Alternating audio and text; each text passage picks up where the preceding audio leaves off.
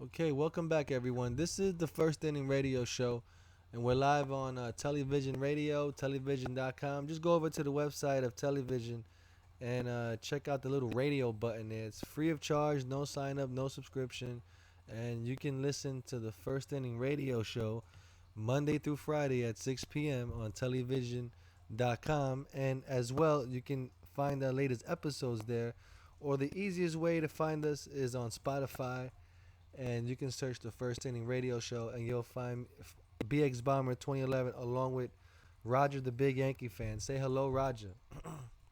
Hello, good evening, BX Bomber. We are recording on November 20th, 2019, and we are in the off season now, and we have decided to do a topical radio show discussing global climate change. Yeah, man, it's seriously how it's working because usually now it's like it's getting colder earlier for some reason. You Yes, know? yes, it is really what is happening is the seasons are changing all around, and we have a whole. To give a very brief outline, global climate change is taking place because of the introduction of greenhouse gases to the atmosphere, and that includes natural gas, oil, and coal, and the introduction of greenhouse gases into the atmosphere is what is raising the average temperature of the planet. And I will start out with a little bit of basic information from global climate change, vital signs of the planet from NASA. And I will Wow. begin with that when you are ready. All right, let's hear it. Okay, global climate change has already had observable effects on the environment. Glaciers have shrunk. Ice on rivers and lakes is breaking up earlier. Plant and animal ranges have shifted, and trees are flowering sooner. Effects that scientists had predicted in the past would result from global climate change are now occurring. Loss of sea ice, accelerated sea level rise, and longer, more intense heat waves. And taken as a whole, the range of published evidence indicates that the net damage costs of climate change are likely to be significant and to increase over time. Scientists have high confidence that global temperatures will continue to rise for decades to come, largely due to greenhouse gases produced by human activities. The Intergovernmental Panel on Climate Change, also known as the IPCC, which includes more than 1,300 scientists from the United States and other countries, forecasts a temperature rise of 2.5 to 10 degrees Fahrenheit over the next century. According to the IPCC, the extent of climate change effects on individual regions will vary over time and with the ability of different societal and environmental systems to mitigate or adapt to change. The IPCC predicts that increases in global mean temperatures of less than 1.8 to 5.4 degrees Fahrenheit or 1 to 3 degrees Celsius above 1990 levels will produce beneficial impacts in some regions and harmful ones in others. Net annual costs will increase over time as global temperatures increase. Taken as a whole, the IPCC states the range of published evidence indicates that the net damage costs of climate change are likely to be significant and to increase over time. And change will continue through this century and beyond. Some of the effects, temperatures will continue to rise because human-induced warming is superimposed on a naturally varying climate. The temperature rise has not been and will not be uniform or smooth across the country or over time. Frost-free season and growing season will lengthen.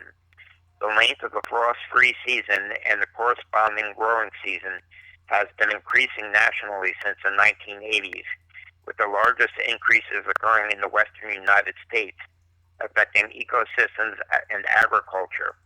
Across the United States, the growing season is projected to continue to lengthen.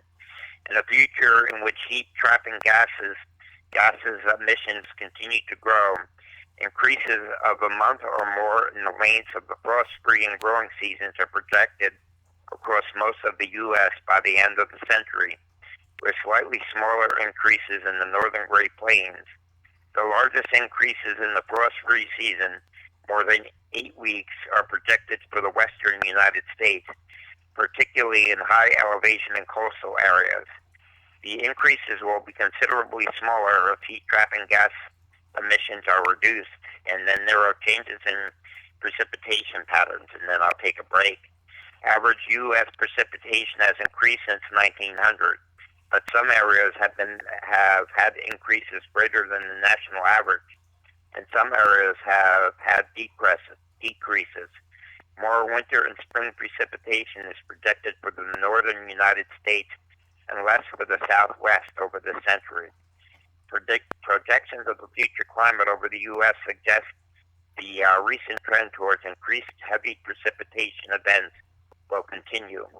This trend is projected to occur even in regions where total precipitation is expected to decrease, such as the Southwest. And I will take a break there, and then I'll go on to more droughts and heat waves. But as you can see, the climate change will be having serious effects on the planet. Wow. So how when is that gonna occur? Like in how many years will that happen?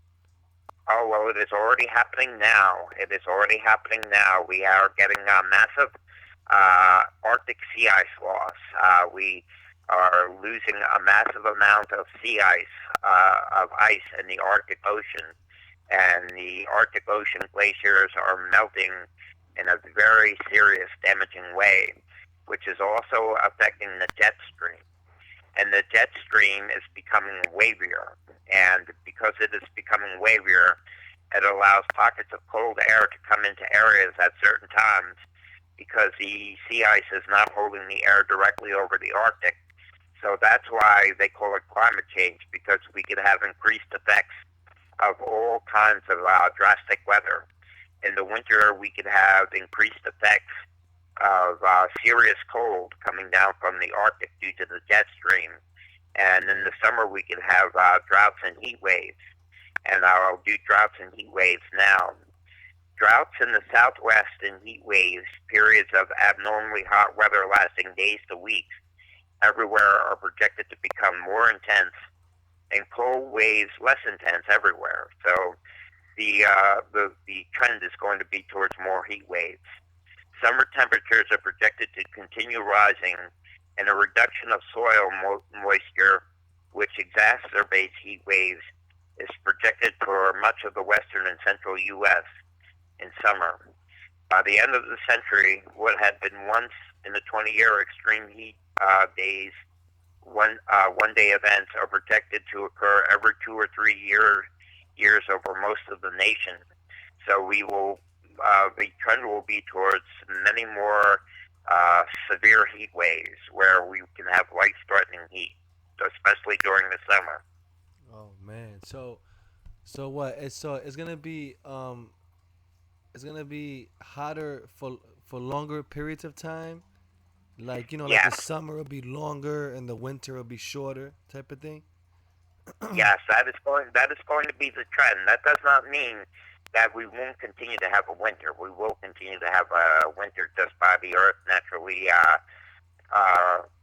naturally going around the sun. And the We jet will streams. naturally, and the jet stream is becoming more oscillated, which means it's becoming wavier or loopier. And because of the loss of Arctic sea ice, that was holding the cold air mass in the Arctic.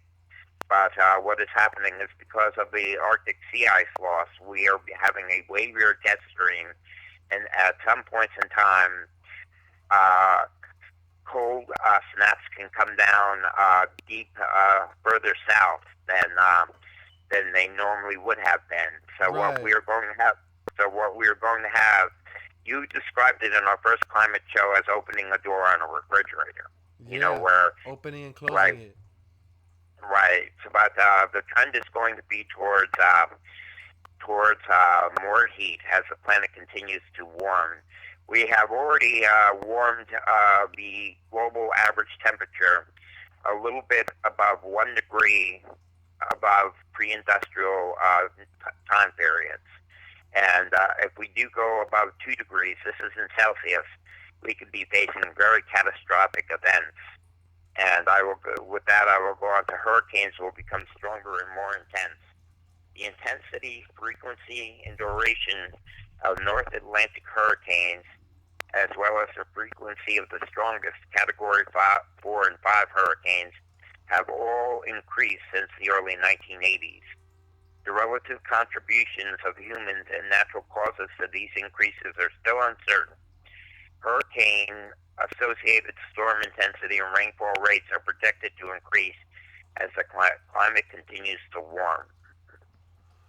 Wow, man. So, cause I remember, I guess, well now, the jet stream for us in America, I'm talking about. It comes down through now. It comes down around the Great Lakes now. It loops around the Great Lakes now, under the Great And, Lakes, and up back right, north now. Before, I remember it used to start in Seattle and come down to like Texas or something like that, right? yes, what is happening it is becoming loopier. There will be areas where we'll drop down very low, and you will have colder temperatures in, you will have colder temperatures, say, in Michigan, than you will sometimes have in Alaska at this point. Because as it loops down, it allows cold air mass to drop further down and warm air mass to increase to the increase north.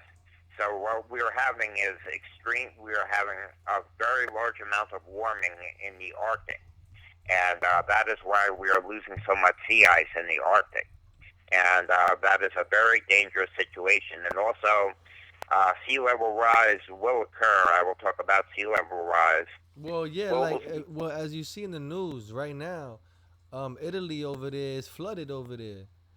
The Yes, exactly. where Notre Dame is, I think, is flooded too. All that. Right, right, exactly. In Venice as Yeah, well. so there is an increase in sea level, Yeah, sea and level. that proves it right there. Right, sea level will rise 1 to 4 feet by 2100. Global sea level has risen by about 8 inches since reliable record keeping began in 1880. It is projected to rise another 1 to 4 feet by 2100. This is the result of added water from melting land ice and the expansion of seawater as it warms. In the next several decades, storm surges and high tides could combine with sea level rise and land subsidence to further increase flooding in many regions. Sea level rise will continue past 2100 because the oceans take a very long time to respond to warmer conditions at the Earth's surface. Ocean waters will therefore continue to warm, and sea level will continue to rise for many centuries at rates equal to or higher than those of the current century. So we have already locked in a certain amount of sea level rise. In other words, if we were to cut off emitting greenhouse gases yesterday, because what also happens is the Earth's oceans take in 90% of the energy, 90% of the heat. So what happens is that causes inertia in the climate system, in the air temperatures, and it takes longer for the air temperatures to rise because the energy is going into the ocean. So we have what is called inertia, or a delay in the system. And the effects that we are feeling now, the greater storms, are from emissions that have been put into the atmosphere decades ago. So we already have unleashed climate change. And the only thing that we can do now is to try to mitigate it as best as we can. Yeah, man, they're gonna have to find these scientists to do something. I mean, how come they just can't put some purifiers in the air or something like that and purify the air? Because a lot of these technologies don't exist right now. Right now, they are talking about carbon capture, but the technology is not strong enough to extract carbon from the atmosphere. and messing with the Earth's environment and atmosphere. The human beings don't know enough about it, and it could cause a catastrophic event if they try to mess with the Earth's environment without knowing what they're doing.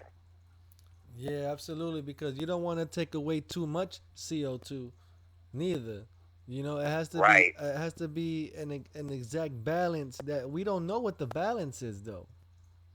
right, right. Technically, right? Uh, We don't know what the technically what the oxygen to the carbon monoxide and all that stuff balances. Carbon dioxide, yes. Yeah, Well, they do know, and as of this point in time, carbon dioxide levels have increased to 415 parts per million, which is the highest level of CO2 or carbon dioxide in the atmosphere in human history. The last time carbon dioxide levels were this high in the atmosphere was over 3 million years ago. And modern human beings have only existed on the planet for about 200,000 years. So we have the highest level of carbon dioxide in the atmosphere at 415 parts per million that we have ever had in human history. well, what they can start doing is start changing the technology in the world, Right. like air conditioners, right? Perfect Hmm. example. Air conditioners, start making them where they can create oxygen somehow. Right. Where they can admit oxygen into the air and maybe suck in some CO2, right? Yes. What they have to work with is they have to work with extraction of CO2 from the atmosphere Right, and the carbon capture. It is known as. right, And very quickly also it says the Arctic likely to become ice free. The Arctic Ocean is expected to become essentially ice free in summer before mid century. And the problem with the Arctic becoming ice free is also there is a thing called permafrost, and that is soil that has been permanently frozen.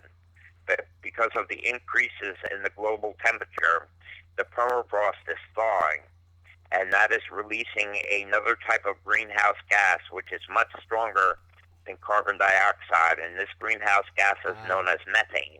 right, Methane. right. And you know And when what? Methane is released through volcanoes and stuff like that too.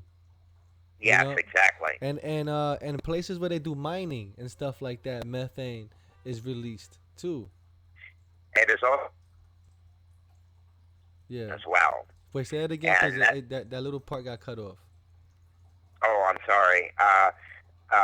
Methane is also released when they're doing natural fracking. For example, fracking is rather bad, and Right, fracking releases methane as well. right, And what we could have is a methane bomb that could be released from the Arctic. There's a lot of permafrost in Siberia and in the Arctic areas in Siberia and northern Canada.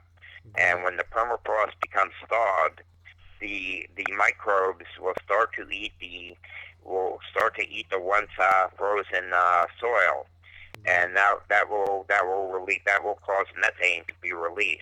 I And mean, methane is a very serious greenhouse gas. even the ocean releases methane.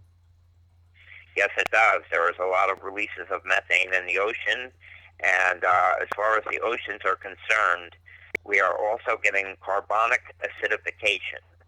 And that means because of the amount of carbon dioxide in the Earth system, the oceans are absorbing it, and we're getting a large amount of acidification in the ocean, and we are losing the coral reefs, which will cause a lot of fish species to die off, and we are getting dead zones in the ocean as well, where the ocean is becoming deoxygenized.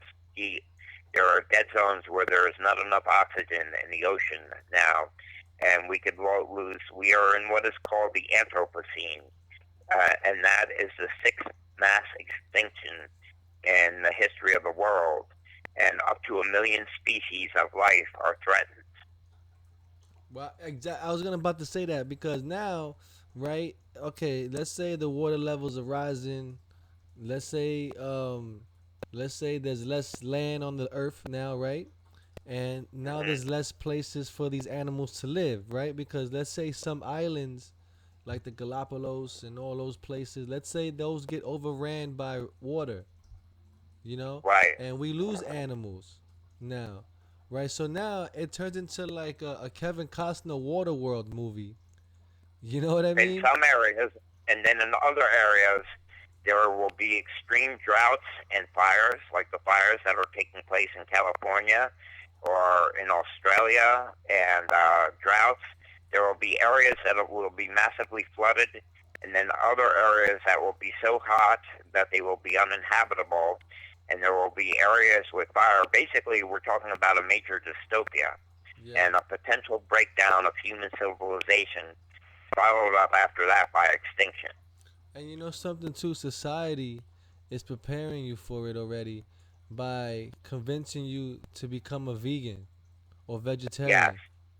yes, that's a very good point You because know? a lot of emissions are caused by farming, by the meat industry. You know, we are clearing land, which we are clearing land, and then we are creating greenhouse gases by doing a lot of farming and allowing a lot of meat products. You know, the less meat R- products that we eat, the less we could emit in greenhouse gases.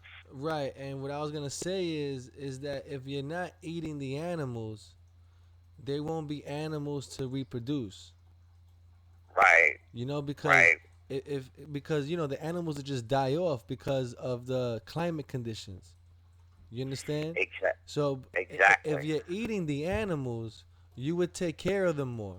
You understand? And try to grow their population because that's your form of food. So you would try to make as many cows as you can and savor some, you know, and you would treat it a whole lot differently, like like people do it as when they cut up a cow, they treat it as a ritual, you know, Right, and they savor every part of the cow, you know, right, and if you think that way, you would reproduce more animals because you need more animals to eat, right. right? And also, what is happening is, So you would take if care of them we could, better.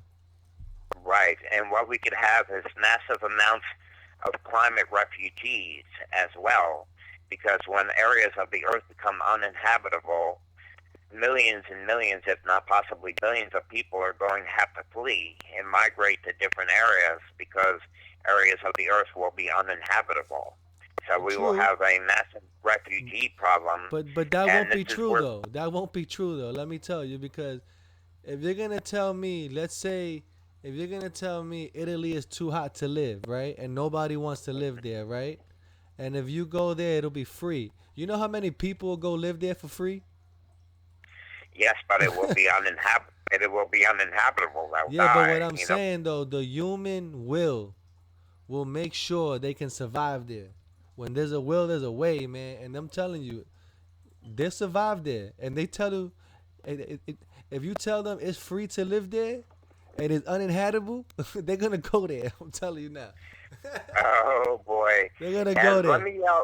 let me do some U.S. regional effects. I Yeah. think I don't know how much time we have left, but We got okay, we you got 6 minutes. okay? I'll go through this quickly. Below are some of the impacts that are currently visible throughout the U.S. Okay, in the Northeast, we will have heat waves, heavy downpours, and sea level rise pose growing challenges to many aspects of life in the Northeast. Infrastructure, agriculture, fisheries, and ecosystems will be increasingly compromised. Many states and cities are beginning to incorporate climate change into their planning. In the Northwest, changes in the timing of stream flow reduce water supplies for competing demands. Sea level rise, erosion, inundation, risk to infrastructure, and increasing ocean acidity that I was just talking about pose major threats. Increasing wildfire, insect outbreaks, and tree diseases are causing widespread tree die-off. In the southeast, sea level rise poses widespread and continuing threats to the region's economy and environment. Extreme heat will affect health, energy, agriculture, and more. Decreased water availability will have economic and environmental impacts. In the Midwest, extreme heat, heavy downpours, and flooding will affect infrastructure, health, agriculture, forestry, transportation, air and water quality, and more. Climate change will also exacerbate a range of risks to the Great Lakes. And in the Southwest, increased heat, drought, and insect outbreaks, all linked to climate change, have increased wildfires, declining water supplies, reduced agricultural yields, health impacts in cities due to heat, and flooding and erosion in coastal areas are additional concerns. So you can see that what I'm talking about is some areas will be uninhabitable. In other words, you won't there will be no food supply for someone to live there. No, I understand totally, but these people will find a way to do it. I'm telling you. Wow, There'll wow, be you think they are somebody. pretty Yeah, resilient? man. Yeah, man. Especially get some crackheads from 125th Street, and you tell them it's free to live over there. They're gonna survive. I'm telling you, man. They're gonna be there, and you're gonna Wow, be like, damn, man, they got it better than us. Yeah, wow, incredible, man. When there's a incredible. will, there's a way, man. The the the the human is so incredible that if they put their mind Resilience. to it, they can do anything, man. So Wow, I resilience, believe resilience. with this climate change and everything, it's happening, but they can fix it somehow. It's just that who the hell's gonna pay for it? That's the thing. Oh yeah, we'll do a. I know we're getting low now, but we'll get into the politics of it on our next climate change show. You know? But a lot of it has to do with politics, and the greenhouse gas companies, the fossil fuel industry and fracking puts a lot of money into politics Yeah. and pays off a lot of politicians to keep emitting greenhouse gases. And And actually governments right now, they are looking forward for the North Pole to melt so they can claim yes, more territory.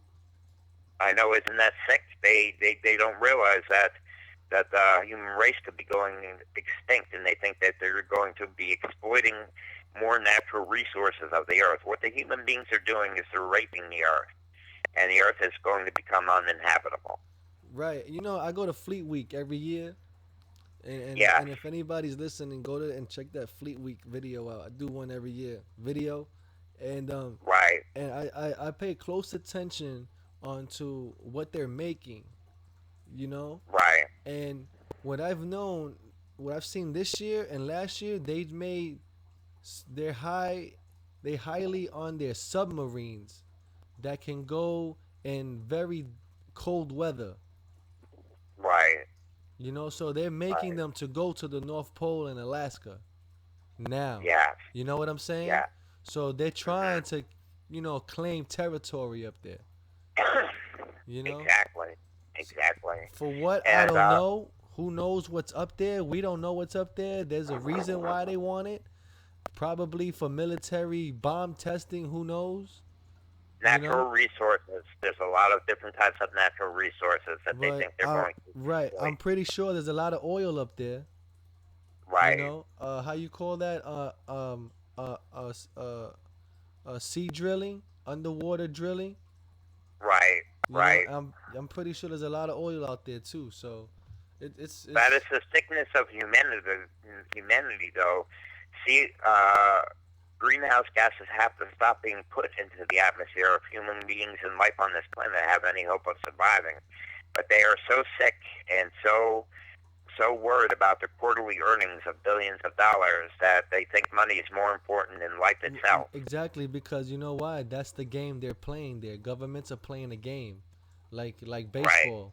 They're hitting balls in people's courts and stuff like that. But anyway, that's the end of the show, and that was the climate change show, and it was great. And hopefully everybody could like, share, subscribe, and hopefully catch everybody on the next one. But thank you for listening, and hopefully we'll see you on the next one. So long, everybody, and see you. Take care.